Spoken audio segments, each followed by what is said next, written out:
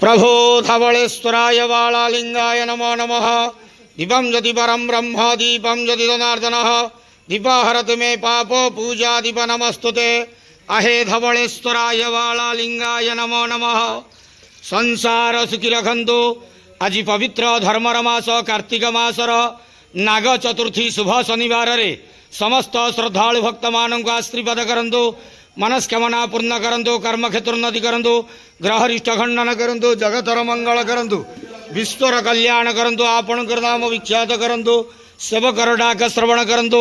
समस्त गुआवसा भक्त मानकर मनस्कामना पूर्ण करंतु। जो जो भक्त माने आपणक पाखरे मानसिक रखिछंती तांका मानसिक पूर्ण करंतु। धवलेश्वराय बालालिंगाय नमो नमः। संसार सुखी रखंतु। आनंद केवार हरि बोलो। पवित्र नाग चतुर्थी शुभ शनिवार रे समस्त श्रद्धालु भक्त मानक आशीर्वाद करंतु। आनंद केवार हरि बोलो। बाबा धवलेश्वराय बालालिंगाय नमो नमः। नागदेवताय नमो नमः।